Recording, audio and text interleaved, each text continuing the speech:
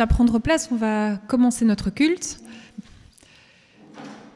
On approche de la rentrée, on va essayer de reprendre l'habitude de commencer de plus en plus à l'heure.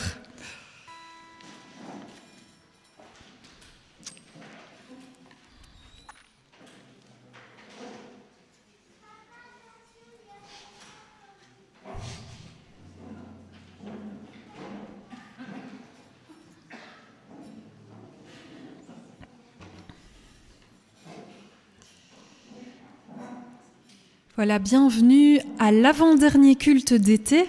Vous savez qu'on fait des formules un petit peu différentes. Bienvenue à chacun d'entre vous pour un moment de pause. Alors, on revient d'un temps en montagne, dans les Alpes. Et lorsqu'on randonne en montagne, à un certain moment, les forces manquent pour continuer à grimper vers le sommet. Et une halte s'impose, de quelques minutes ou plus. Et après la pause, les forces sont comme renouvelées et la marche peut reprendre. Cette marche qui nous semblait si difficile, voire impossible quelques minutes plus tôt. Alors ce matin, c'est ce que je nous souhaite pour ce culte. Nous voulons faire cette pause dans notre marche. Et c'est le Seigneur qui nous y invite. Il nous dit « Venez » en Matthieu 11, verset 28. Il est là, sur le bord du chemin de nos vies, et il nous dit à chacun « Viens, arrête-toi quelques instants en ma présence. » Et j'imagine sa joie quand on répond « Me voici, Seigneur, je m'arrête près de toi. » Je vous invite à vous lever pour chanter un chant. Après le chant, je vais demander aux enfants de rester encore 2-3 minutes, et puis ils pourront quitter avec leur monitrice. On peut se lever.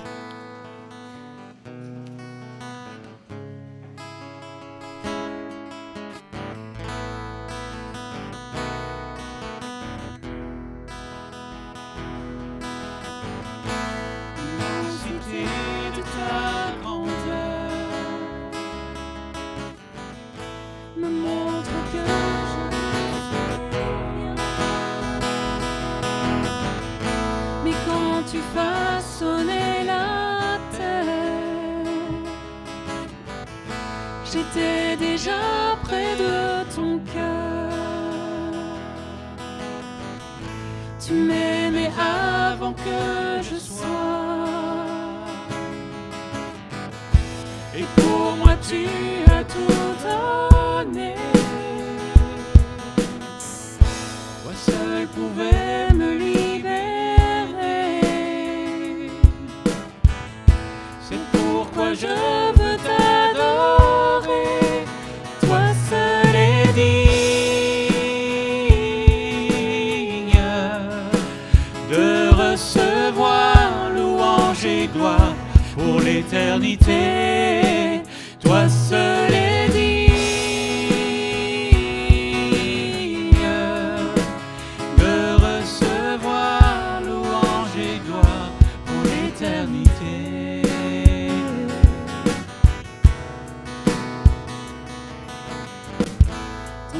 Présence, je me tiens,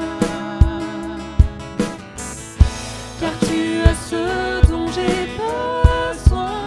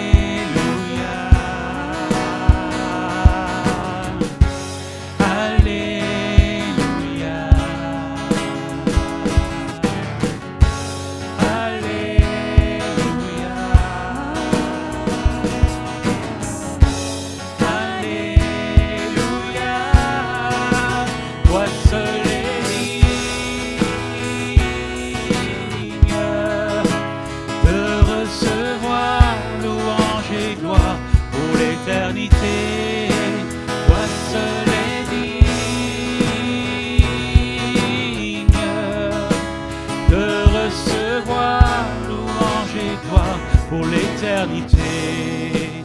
Toi seul es digne de recevoir louange et gloire pour l'éternité. Toi seul es digne de recevoir louange et gloire pour l'éternité. Prenez place. Alors, une fois n'est pas coutume, je vais commencer par une petite annonce, parce que les enfants ne seront pas avec nous à la fin. C'était simplement pour vous annoncer, on refera une grosse annonce au culte de rentrée, mais les enfants qui sont en primaire, on vous a préparé un programme spécial pour l'année prochaine. Une fois par mois, vous allez avoir un dimanche pas comme les autres. Vous allez avoir un atelier avec quelqu'un de l'église. Le premier atelier, je peux déjà vous dire, ce sera du karaté. Et puis, vous aurez une petite méditation. Donc, ce sera avec Salvio.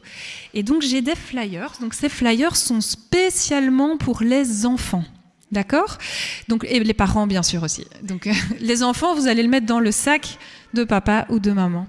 Voilà, c'était une petite annonce. Alors, les enfants, vous pouvez partir avec Anne pour votre moment ensemble.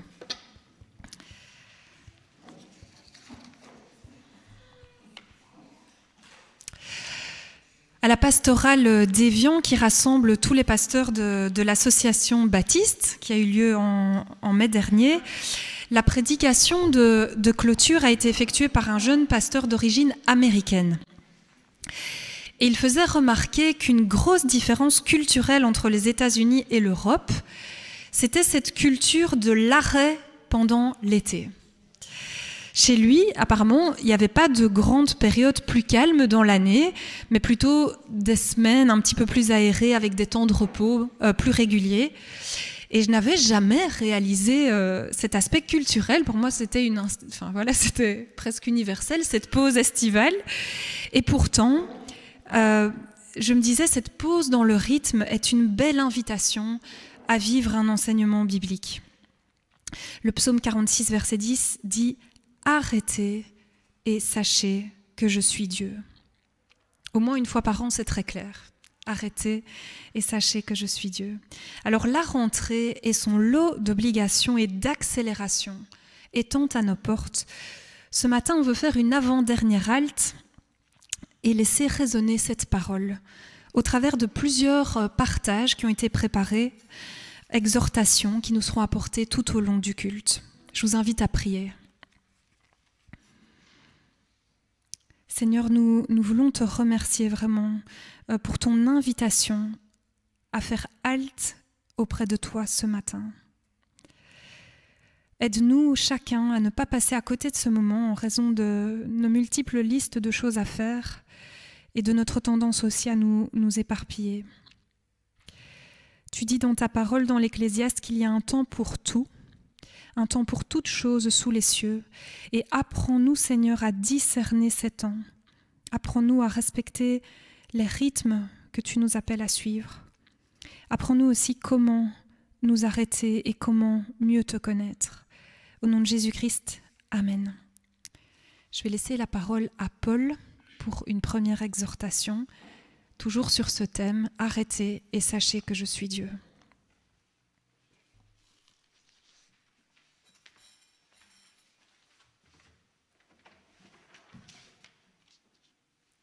Arrêtez et sachez que je suis Dieu. Bonjour à tous. Je vais vous parler de l'histoire de Job. On va faire une petite méditation. Donc si vous ne connaissez pas l'histoire de Job, d'abord je vous invite à aller la lire dans la Bible. Et sinon je vais vous raconter quand même un petit peu ce qui s'y passe. Donc Job, c'est l'histoire d'un homme intègre et droit. Il est fidèle à Dieu dans tout ce qu'il fait. Dieu lui a accordé des bénédictions. Dieu lui a donné 3 filles. Il a de nombreuses richesses, un grand troupeau. Et la fidélité de Job, elle va même jusqu'au point où il va faire des sacrifices au cas où ses enfants auraient péché. Satan va remarquer Job et il pense que la fidélité de Job ne tient qu'aux bénédictions que Dieu lui a apportées. Et on va voir un petit peu l'histoire. Je vais lire à partir du chapitre 1 et verset 6 de Job. Un jour, les fils de Dieu vinrent se présenter devant l'Éternel, et Satan vient aussi au milieu d'eux. L'Éternel dit à Satan, « D'où viens-tu » Satan répondit à l'Éternel, « De parcourir la terre et de m'y promener. » L'Éternel dit à Satan, « As-tu remarqué mon serviteur Job ? Il n'y a personne comme lui sur la terre. C'est un homme intègre et droit.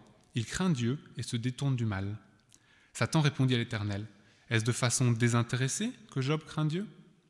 Ne l'as-tu pas entouré de ta protection, lui, sa famille et tout ce qui lui appartient ?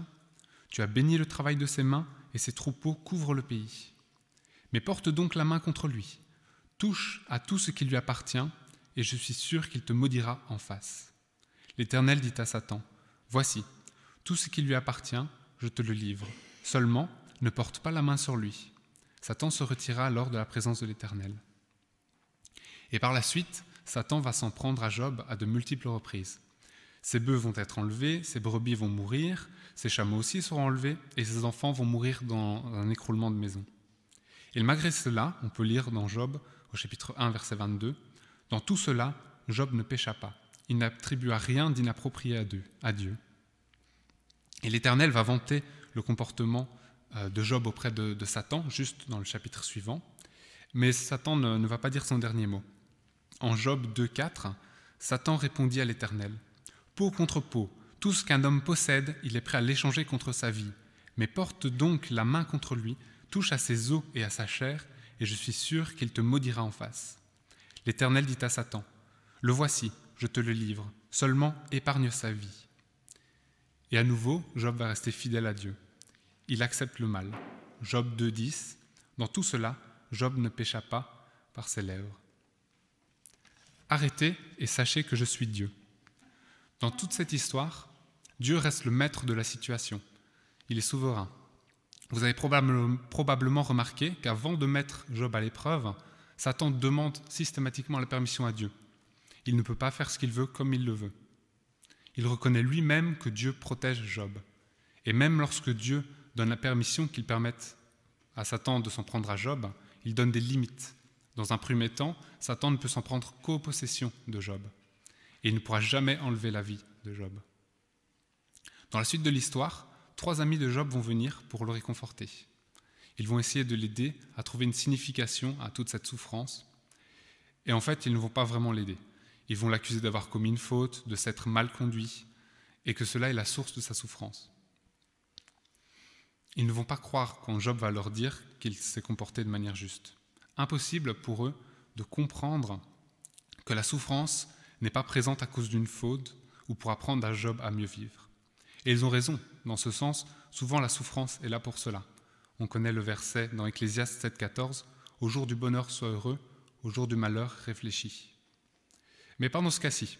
À la fin, Dieu va dire aux amis qu'ils se trompent et qu'ils n'ont pas parlé correctement de lui. Arrêtez et sachez que je suis Dieu. Voilà la réponse de Dieu à Job. Avant de s'en prendre à ses amis, Dieu répond aux interrogations de Job.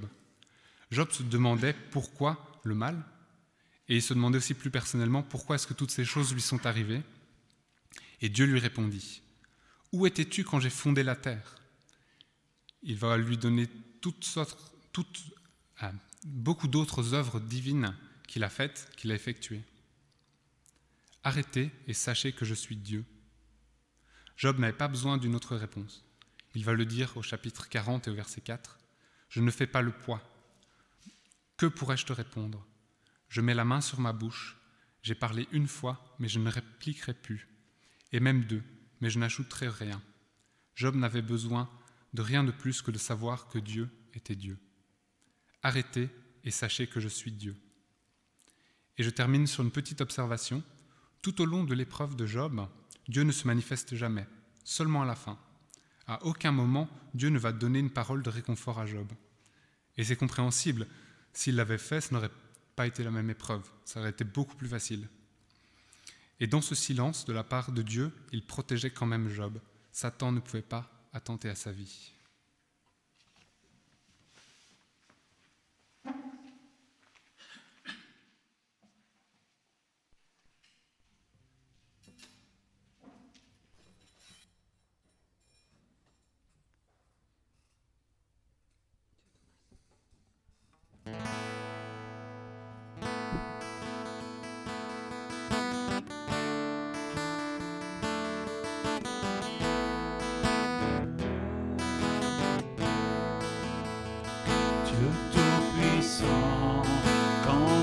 cœur considère tout l'univers créé par ton pouvoir. Le ciel d'azur, les éclairs, le tonnerre, le clair matin ou les ombres du soir. De tout mon être, alors s'élève un chant. Dieu tout-puissant, que tu es grand. De tout mon être, alors s'élève un chant. Dieu tout-puissant, que tu es grand. Quand par les bois ou la forêt profonde, chantant joyeux, tous les oiseaux chantaient. Quand sur les monts, la source avec son onde livre aux épis son chant doux et léger. Mon cœur heureux s'écrie à chaque instant: ô Dieu d'amour, que tu es grand. Mon cœur heureux s'écrie à chaque instant: ô Dieu d'amour, que tu es grand. Mais quand je songe au sublime mystère qu'un Dieu si grand a pu penser à moi, que son cher Fils est devenu mon frère et que je suis l'héritière du grand roi. Alors mon cœur redit la nuit le jour que tu es bon, ô Dieu d'amour. Alors mon cœur redit la nuit le jour que tu es bon, ô Dieu d'amour. Quand mon sauveur éclatant de lumière se lèvera de son trône éternel, et que les sangs, les douleurs de la terre, je pourrai voir les splendeurs de son ciel. Je renirai dans son divin séjour. Rien n'est plus grand que ton amour. Je renirai dans son divin séjour. Rien n'est plus grand que ton amour. Merci beaucoup, Paul. Je vais inviter Jean-Jacques.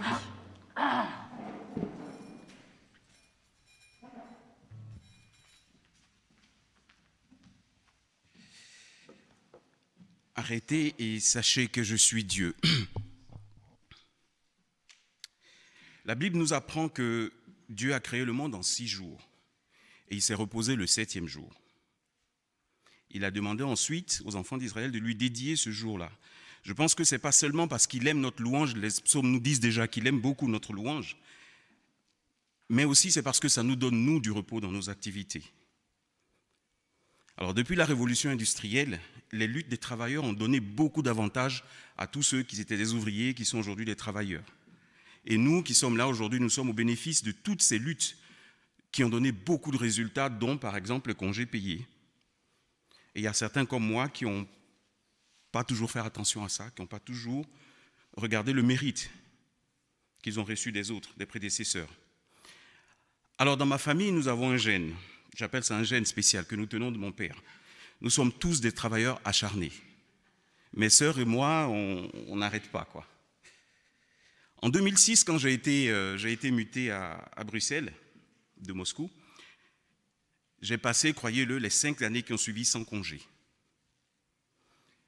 Mais croyez-le aussi, j'ai toujours fait pour que mon épouse et les enfants puissent avoir des vacances, qu'ils puissent se reposer.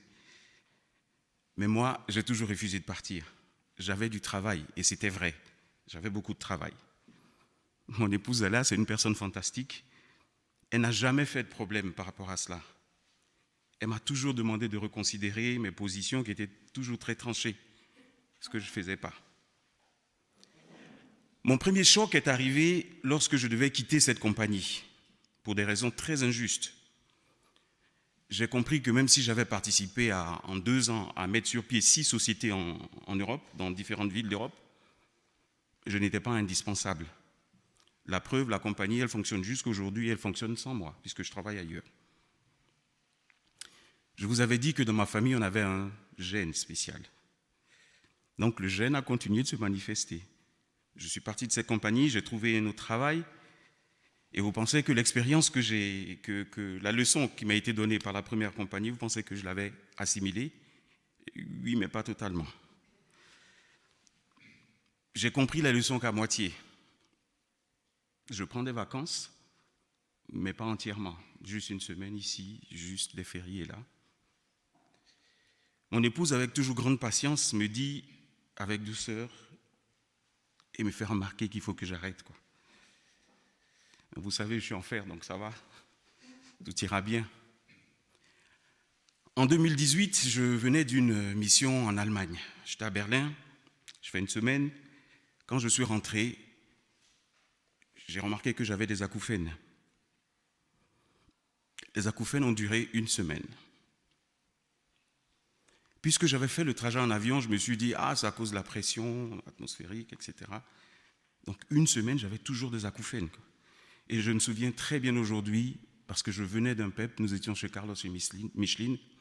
Je suis rentré à la maison et j'ai demandé à mon épouse, qui est cardiologue, je lui ai dit, tu sais me prendre ma tension, là, voir si ça va. Elle a un vieux tonomètre manuel qu'elle garde depuis des années. Elle a sorti, elle a pris ma tension. Et sa réponse était, ta tension est un peu élevée, mais repose-toi, tu viens du PEP, tout ça, ça va aller. Et puis dans 1 heure, je reprends ta tension et puis on va voir. Je lui dis, mais c'est combien? Non, t'inquiète pas, ça va aller, dans 1 heure, on voit. 1 heure plus tard, elle reprend ma tension.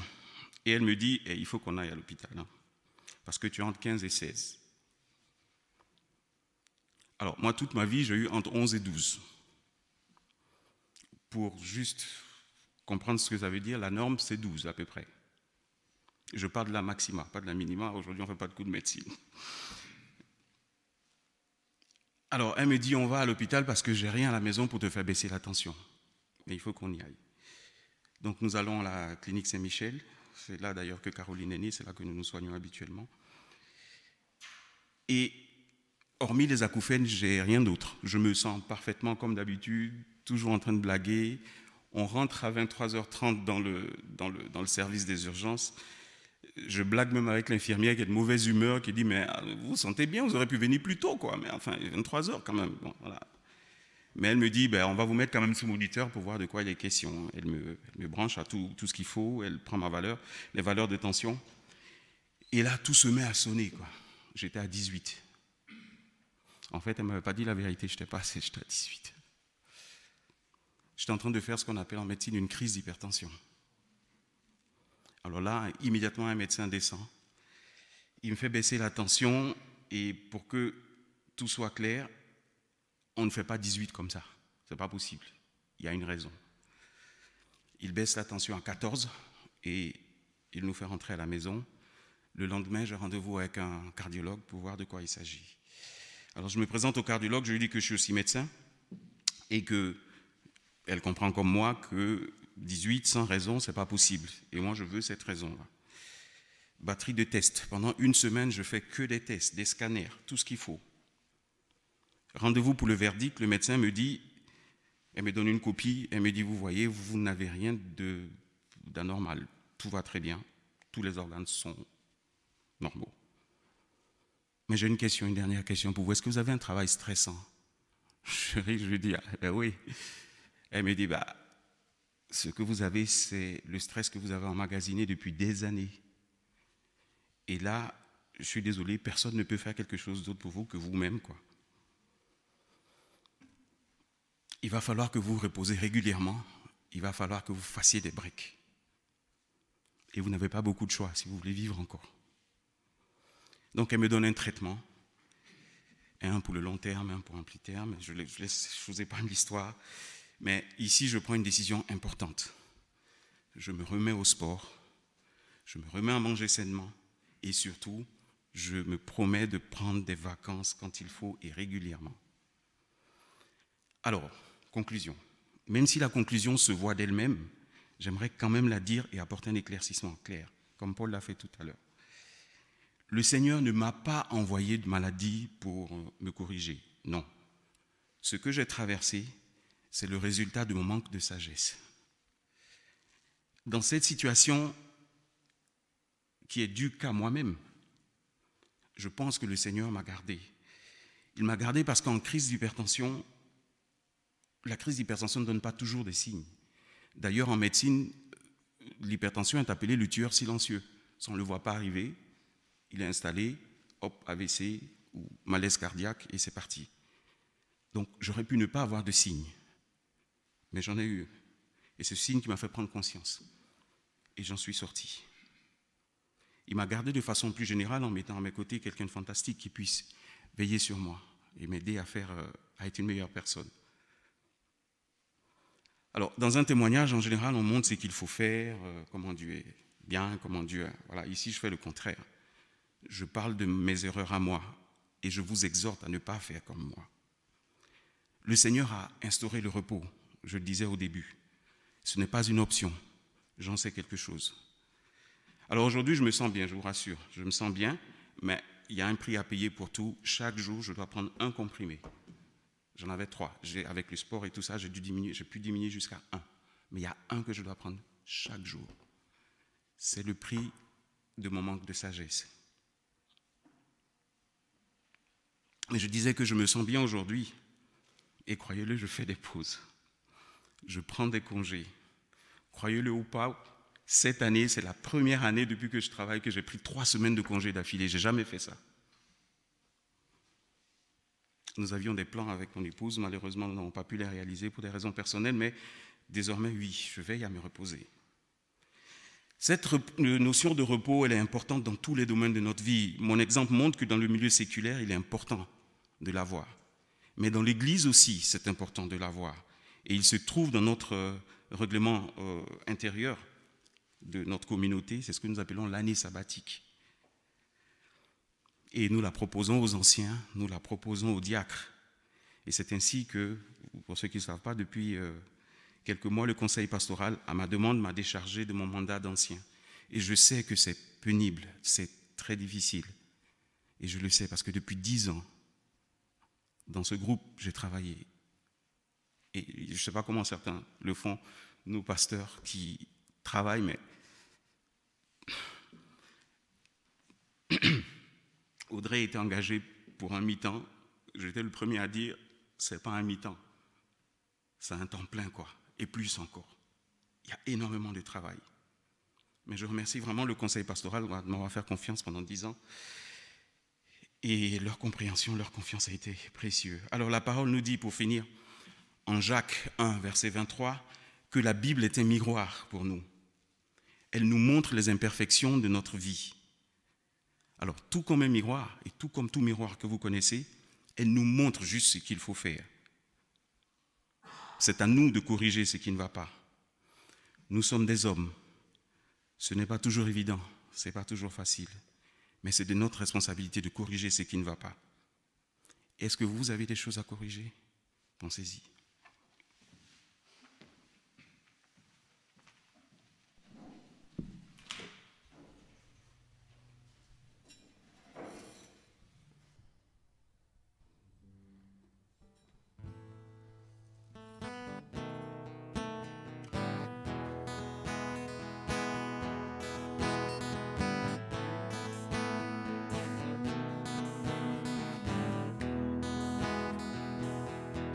C'est dans le calme et la tranquillité que sera notre force. Et la confiance en ta fidélité tranquillité sera notre paix. C'est dans le calme et la tranquillité que sera notre force. Et la confiance en ta fidélité sera notre paix. Nous avons tant de peine à croire en tes promesses et à ne pas compter sur nos propres efforts. C'est dans le calme et la tranquillité que sera notre force. Et la confiance en ta fidélité sera notre paix. C'est dans le calme et la tranquillité que sera notre force. Et la confiance en ta fidélité sera notre paix. Car tu attends de nous révéler ta tendresse. Et de convaincre nos cœurs de ta compassion. C'est dans le calme et la tranquillité Que sera notre force. Et la confiance en ta fidélité sera notre paix. C'est dans le calme et la tranquillité Que sera notre force. la confiance en ta fidélité Sera notre paix. Merci Jean-Jacques pour cette exhortation au repos et je vais inviter Eric pour une autre exhortation.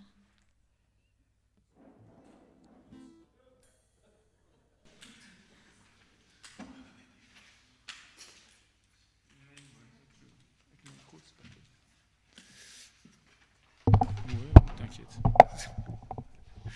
Tu dois suivre après. C'est déjà la fin de l'été. Vous avez remarqué que la lumière baisse ce soir, hein? Le soir, on se dit « Oh, il est tard. Il faut que je me mette plus près ou quoi ça sonne un peu? Ok. Il est déjà tard. Il fait presque noir. Puis on regarde. Puis il est 9h30. Ça va. Demain, c'est la rentrée des classes. Pour nous, c'est un peu le stress. Hein. Il y a Gabriel qui rentre en primaire, tout change, mais voilà. Et donc, où est passé l'été finalement? J'ai l'impression que hier, ou en tout cas la semaine passée, ça commençait, et puis maintenant, c'est fini. Donc arrêtez, et sachez que je suis Dieu, c'est la version second. Audrey m'a proposé de faire un petit partage à ce sujet. C'était peut-être... Parfois, on apprend plus dans les partages qu'on fait pour soi-même que ce qu'on transmet, mais voilà. Je lis d'autres versions. Donc, dans le Semeur, c'est « Arrêtez et reconnaissez-moi pour Dieu ». Mais il y a toujours ce « arrêtez ». Dans Darby, qu'on ne cite pas très souvent, c'est « Tenez-vous tranquille, sachez que je suis Dieu ». Arrêter, se tenir tranquille, il y a un lien, mais... je suis dérangé par le sifflement. Et dans Tob, une autre version qu'on ne lit pas très souvent, c'est « Lâchez les armes ». Donc c'est un arrêt, mais un arrêt dans le combat quotidien qu'on fait. Et reconnaissez que je suis Dieu. Alors arrêtez, si je prends mon cas en tout cas, c'est sans doute le commandement le plus difficile que j'essaie de respecter, le plus compliqué à accomplir. Et donc début juillet, après un gros marathon de juin pour le boulot, où en fait Jean-Jacques, tu disais, tu ne prenais pas de congé, je ne prenais même pas de week-end. Entre le 15 juin et le 6 juillet, je n'ai pas pris de week-end. Tous les jours, je travaillais de 8h30 jusqu'à 19h30, non-stop, quoi. Et donc, après ce petit moment, j'ai eu... ce petit moment. Après ce long marathon, j'ai eu un accident de vélo. le soir avant que je puisse prendre tous mes congés de récup, tous mes jours de récup. Mais c'était des jours de récupération, vous voyez, ceux où le matin à 7h on se lève pour aller abattre des arbres dans un jardin, et puis l'après-midi on a prévu de passer chez un copain pour aller couper des branches, et puis le lendemain on va prendre la remorque pour aller amener des gros bio chez un autre copain qui peut découper sans planche, enfin un peu le genre d'arrêt qui me plaît, quoi. Et donc cet accident de vélo est peut-être venu me rappeler à l'ordre. Eric, arrête-toi. J'avais plus trop le choix, donc je me suis arrêté. C'est dur de s'arrêter, surtout quand on a l'impression que c'est pas obligatoire, qu'on pourrait continuer. Jean-Jacques, je me reconnais bien dans ton virus, dans ton gène spécial. Et en pensant à ce partage, je me suis rappelé, déjà, c'est un verset que Loïc m'a déjà cité régulièrement ces derniers temps. Arrêtez, sachez que je suis Dieu, tu n'es pas indispensable. C'est encore un truc qu'elle me dit. Oui, je sais, mais j'ai envie de faire de mon mieux, quoi. Et j'ai repensé à Jésus qui va chez Marthe et Marie et qui dit à Marthe, tu t'inquiètes et tu t'agites pour beaucoup de choses. Et c'est vrai qu'on s'inquiète et qu'on s'agite pour beaucoup de choses. Il y a des tas de choses à faire qui peuvent être intéressantes, utiles pour soi, utiles pour les autres, des choses rassurantes, des choses nécessaires, des choses valorisantes. Il y a même des choses qui sont intéressantes pour la communauté et on se sent obligé de les faire. Mais ce n'est pas ça que Dieu nous appelle à faire.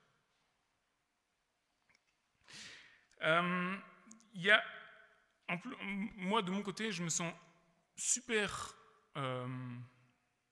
accompli quand j'ai réalisé quelque chose, et en particulier quelque chose de concret.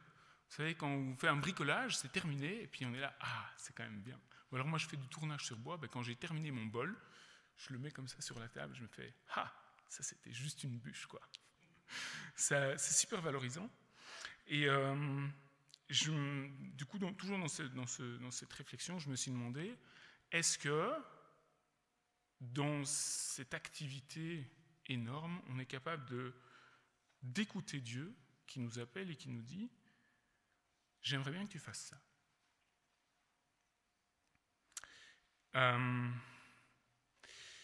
J'ai aussi réalisé que les relations, c'est clairement un domaine dans lequel faire vite fait, ça ne marche pas. Ça ne marche pas du tout. D'ailleurs, le seul moyen de développer une relation, c'est d'investir du temps dedans. Quand on a commencé à vivre ensemble, Luc et moi, il y a plusieurs personnes, c'est revenu à plusieurs reprises, notamment de Olivier Engels, que vous connaissez sûrement, en tout cas beaucoup connaissent, mais Janet et Fred ont dit la même chose, et James Moore aussi. Soyez capable de vous arrêter et de prendre du temps à deux pour construire votre relation. C'est important, surtout quand vous aurez des enfants, vous verrez que les enfants ils bénéficient de la relation que vous avez à deux. Si vous ne faites rien pour construire votre relation à deux, il se passera rien, il n'y aura rien à transmettre, à donner, parce qu'il faut se ressourcer, sinon on n'a plus rien à donner. Et finalement, je me dis que la meilleure manière d'estimer la proximité qu'on a avec une personne, c'est le temps qu'on a passé avec cette personne. Au total, ça peut être étalé sur des dizaines d'années. Donc si on prend le temps total qu'on a passé avec cette personne, on va dire un temps constructif, pas juste aller jouer au billard, mais le temps total qu'on passe avec une personne est une bonne représentation de la proximité, de la relation qu'on a avec cette personne. Et peut-être que mon accident, c'était une mise en garde, en tout cas je l'interprète comme ça.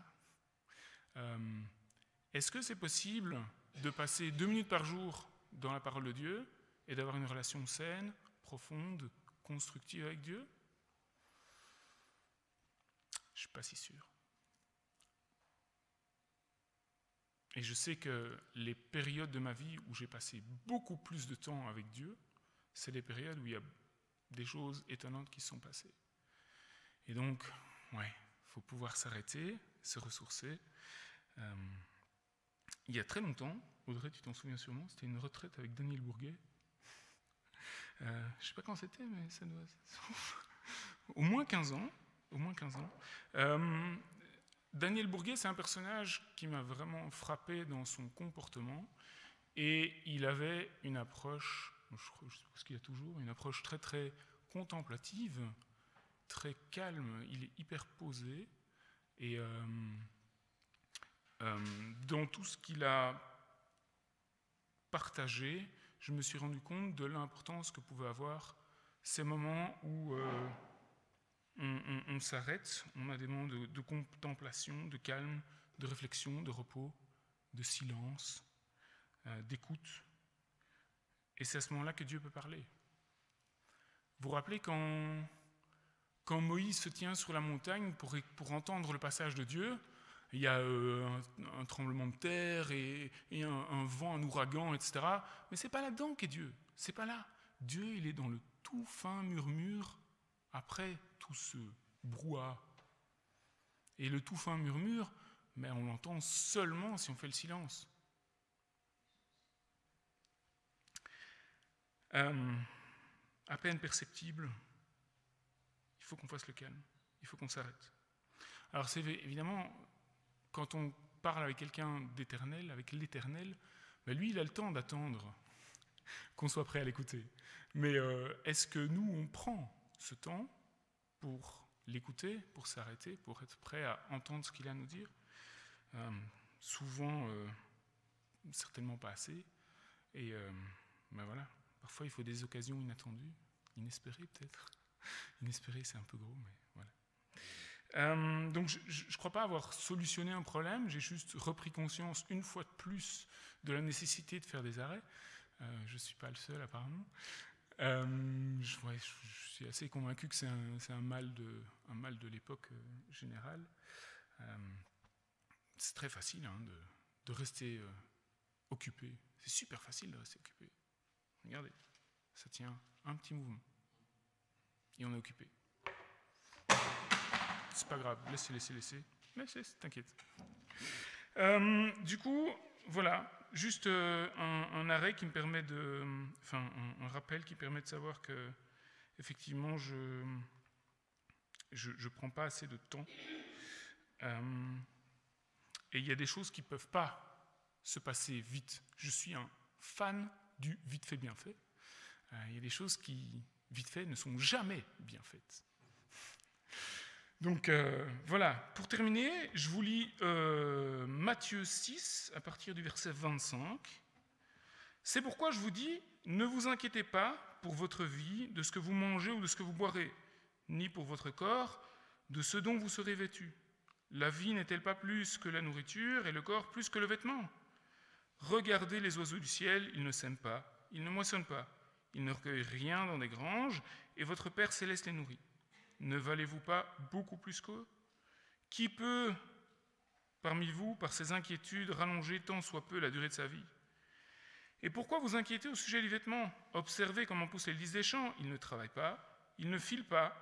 Et pourtant, je vous dis que même Salomon, dans toute sa gloire, n'a été vêtu comme l'un d'eux.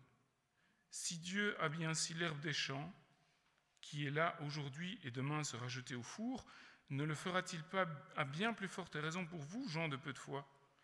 Ne vous inquiétez donc pas en disant « Qu'allons-nous manger » ou bien « Qu'allons-nous boire » ou bien « De quoi allons-nous nous vêtir » Tout cela, c'est ce que les gens de toutes les nations recherchent sans relâche, car votre Père céleste sait ce dont vous avez besoin.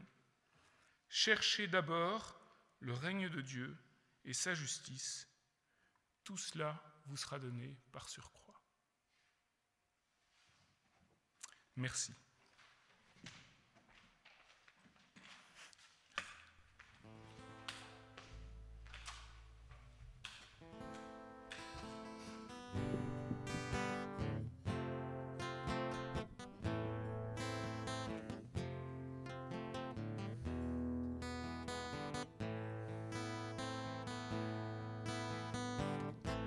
Devant ta face, je veux m'incliner, que ta lumière sonde mon cœur.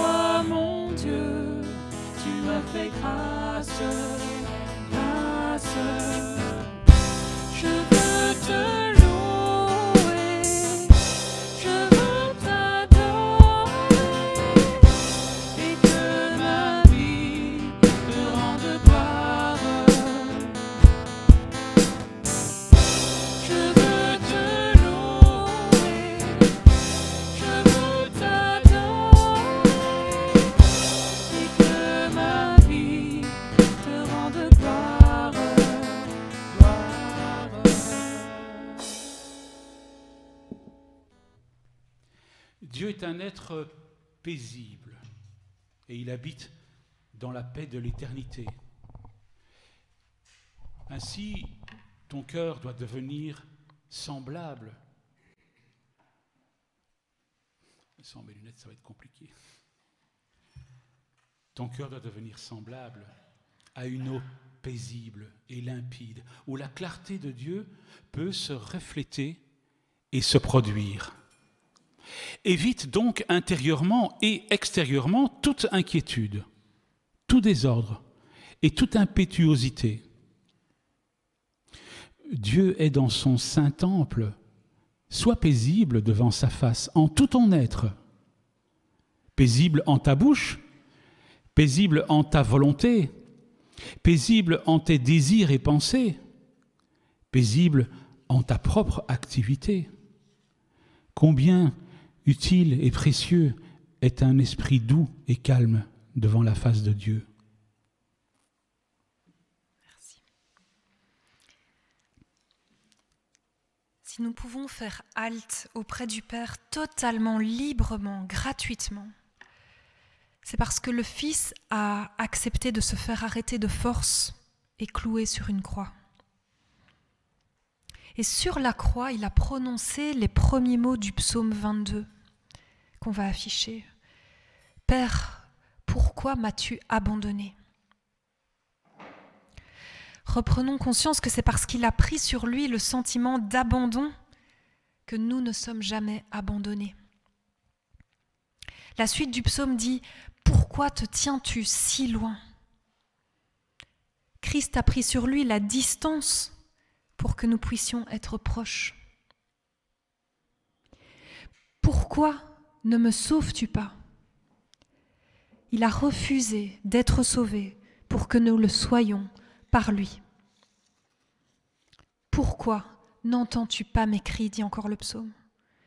Il a vécu le silence de Dieu pour que nous recevions la parole en abondance. C'est en nous arrêtant, et nous le faisons dimanche après dimanche, que nous pouvons voir le miracle de cet amour plus grand et large que l'univers qui vient à ma rencontre personnellement ce matin. Et le signe qui nous rappelle ça, c'est ce pain et ce vin que nous partageons. Je vais demander à Véronica et Patrick de commencer à distribuer. Le Seigneur Jésus, dans la nuit où il fut livré, prit du pain et après avoir remercié Dieu, il le rompit et dit « Ceci est mon corps qui est pour vous, qui est pour vous. Faites ceci en mémoire de moi. » Je vous invite à prier librement.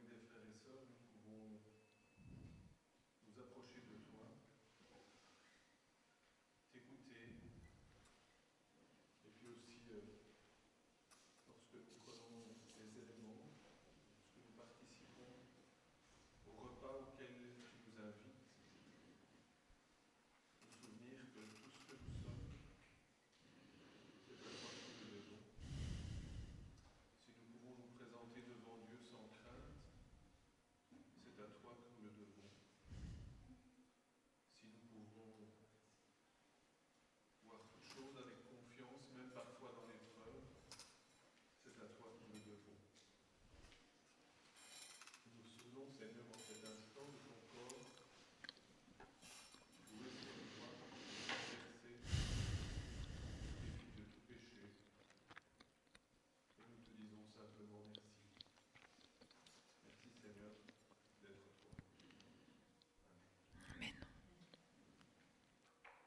De même, il prit la coupe après le repas et dit « Cette coupe est la nouvelle alliance de Dieu, garantie par mon sang. Toutes les fois que vous en boirez, faites-le en mémoire de moi. En effet, jusqu'à ce que le Seigneur vienne, vous annoncez sa mort toutes les fois que vous mangez de ce pain et que vous buvez de cette coupe. »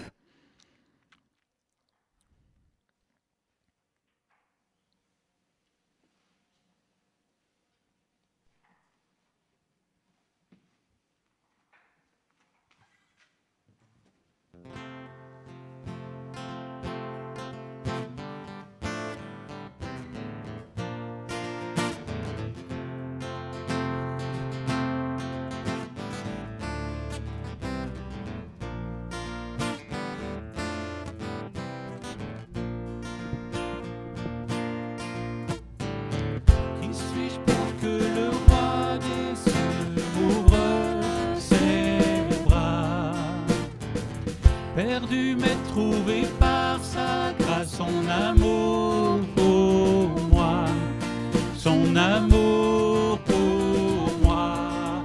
Il m'a libéré, ma dette est payée. Je suis enfant de Dieu, je suis à lui. Il m'a racheté à la croix grâce insondable. J'étais esclave du péché, mais il m'a sauvé. Jésus m'a sauvé. Il m'a libéré. Ma dette est payée. Je suis enfant de Dieu. Je suis à lui. Et dans sa maison, j'ai trouvé ma place. Je suis enfant de Dieu. Je suis à lui. Je suis choisi et affranchi. En toi, je sais qui je suis. Tu es pour moi, pas contre moi. En toi, je sais qui je suis. Je suis choisi et affranchi. En toi, je sais qui je suis. Tu es pour moi, pas contre moi. En toi, je sais qui je suis. En toi, je sais qui je suis. Il m'a libéré, ma dette est payée. Je suis enfant de Dieu, je suis à lui. Et dans sa maison, j'ai trouvé ma place. Je suis enfant de Dieu, je suis à lui. Et dans sa maison, j'ai trouvé ma place. Je suis enfant de Dieu, je suis à lui.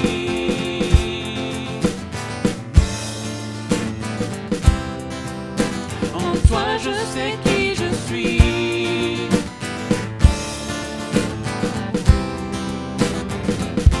Je sais qui je suis. Je suis choisi et affranchi. En toi, je sais qui je suis. Tu es pour moi, pas contre moi. En toi, je sais qui je suis. Ma libéré, ma dette est payée. Je suis enfant de Dieu, je suis à lui.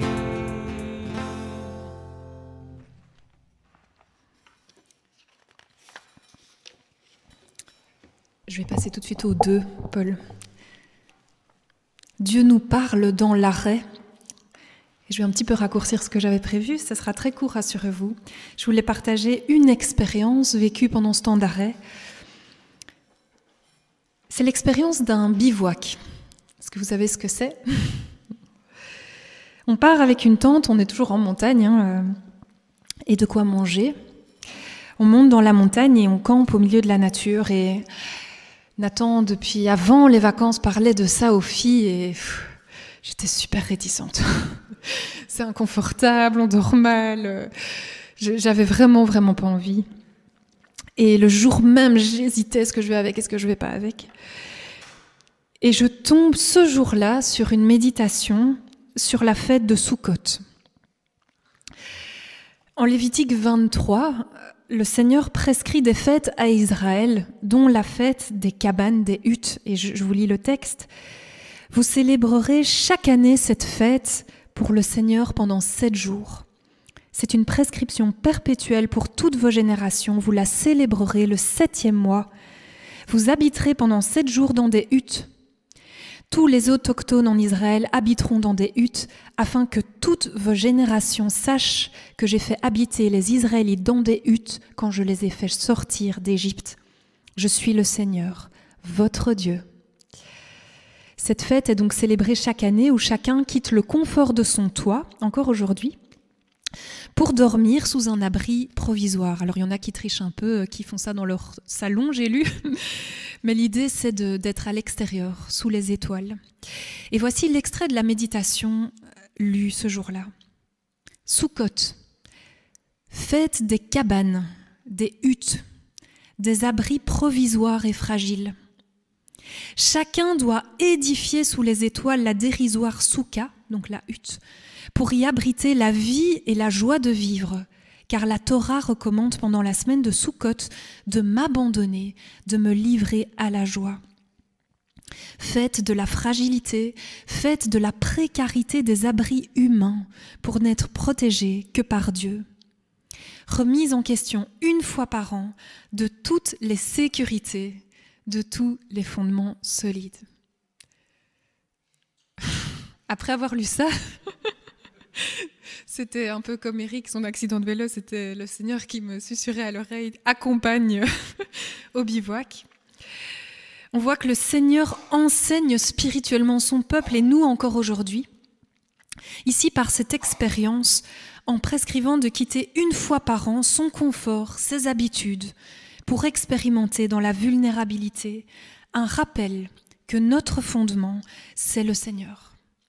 Que notre sécurité ultime, ce ne sont pas nos murs, mais c'est sa bonté. C'est un rappel pour le peuple aussi que la joie de vivre ne dépend pas du confort matériel. Cette expérience rappelle enfin ceux pour qui cette vulnérabilité est la norme.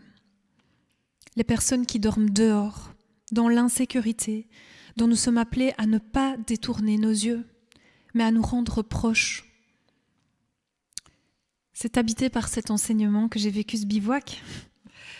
Et cette expérience d'inconfort s'est transformée en une expérience spirituelle, un petit Soukhot familial.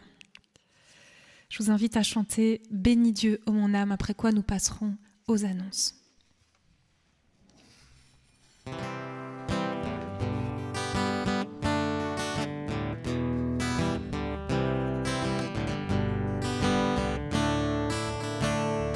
Bénis Dieu, ô mon âme, rends gloire à son saint nom. Oh, chante comme jamais, ô mon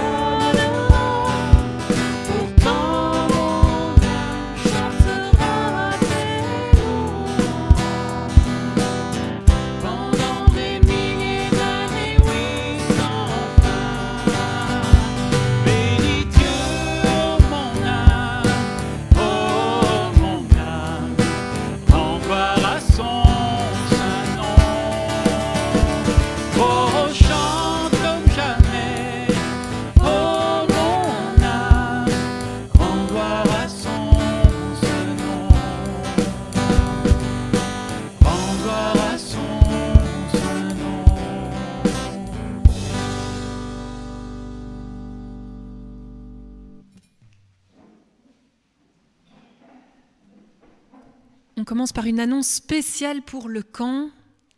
Vous connaissez les dates par cœur, n'est-ce pas? Oui, voilà. Donc, c'est vrai que depuis un petit temps, on vous annonçait dans les agendas qu'on aurait un week-end d'église ensemble. Souvenez-vous, on en avait prévu un, le 28 mars 2020. 28 et 21. Et donc, 2020, vous vous souvenez, c'est le début de la pandémie, tout ça a été... Donc voilà, enfin, 2 ans plus tard, on peut reprojeter ce week-end. Donc, ce qui est particulier, c'est quand même, c'est une activité ensemble, en dehors, peut-être dans des huttes, hein, moins de confort peut-être, mais ensemble, et toutes les générations, bien sûr, ensemble, et donc le samedi 1er et 2 octobre.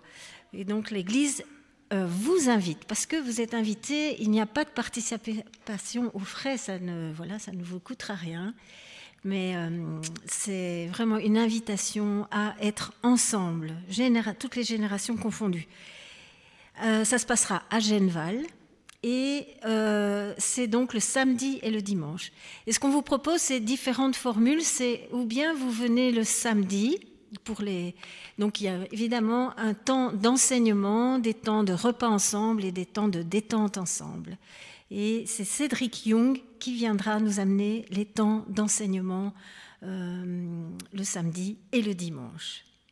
Et donc, pour tout ce qui est pratique, on vous demande, évidemment, vous êtes invités, mais on vous demande de vous inscrire. Donc, pour la journée du samedi avec le repas du soir, ou avec le dimanche avec le repas du midi, ou bien vous faites tout le week-end. Et c'est du samedi midi samedi début d'après-midi au dimanche 16h. Donc, je me tiendrai à la sortie avec...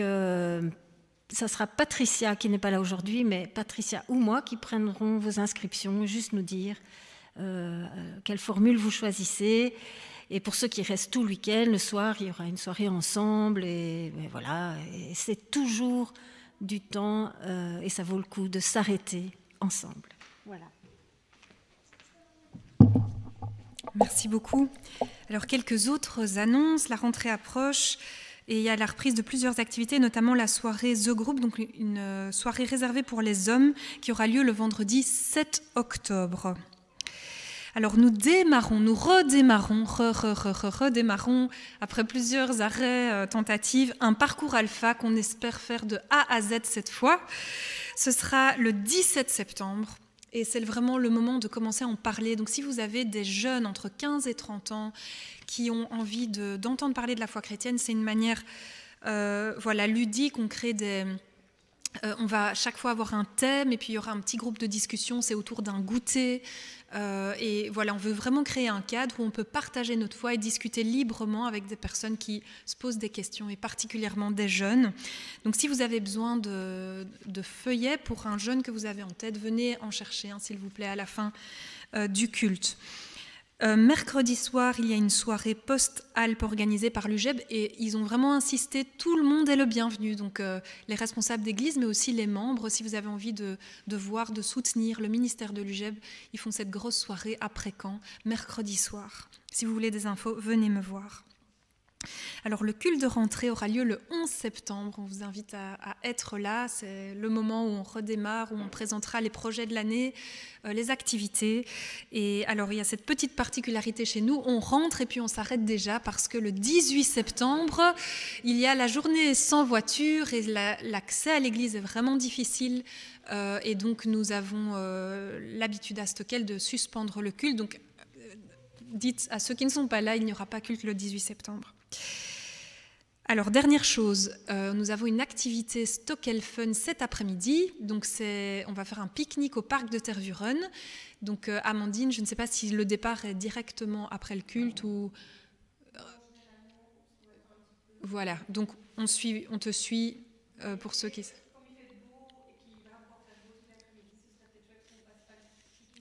Certainement, mais qu'on aille directement, ça va. Ok, merci beaucoup. Alors je vous laisse un dernier verset pour finir ce culte. Après ce temps de pause, 2 Samuel 22, verset 37. Tu me fais marcher au large et je ne chancelle pas sur mes chevilles. Tu me fais marcher au large et je ne chancelle pas sur mes chevilles. Voilà, je vous souhaite à chacun un bon dimanche et à tout de suite pour ceux qui viennent au pique-nique.